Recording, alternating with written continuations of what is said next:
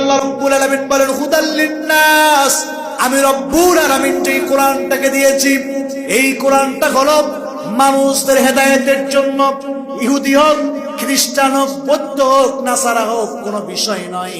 পৃথিবীর যেই মানুষই আমি রব্বুল আলামিনের কোরআনটাকে পড়বে, কোরআনটাকে বোঝার চেষ্টা করবে, কোরআনের সঙ্গে সম্পর্ক রাখবে, আমি রব্বুল আলামিন ওই ব্যক্তিকে হেদায়েত দান করে আমি দুনিয়ার জমিনের সফলতা, পরকালীন জীবনে জান্নাতের পথটা দিয়ে দিব।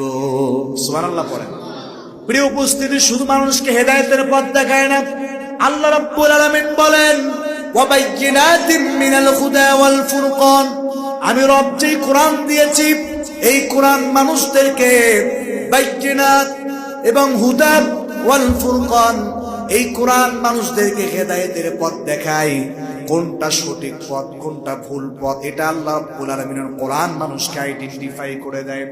আপনি পৃথিবীর জমিনে চলতে গিয়ে কোন পথের মধ্যে চললে জাহান্নামের মধ্যে যাবেন, কোন পথের মধ্যে চললে আপনি জান্নাতের পথের মধ্যে যাবেন, কোনটা হকের পথ, কোনটা বাতিলের পথ, কোনটা হারাম, কোনটা হালাল, সবকিছুকে যিনি কোরআনের ভিতরে দিয়েছেন, আওয়াজ দিয়ে বলেন তো তিনি কে?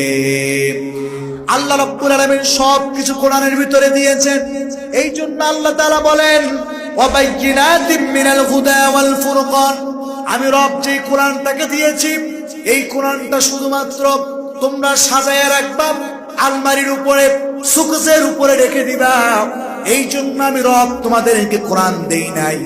আমি রব তোমাদেরকে যেই কোরআন দিয়েছি এই কোরআনটা বুঝে যদি তোমরা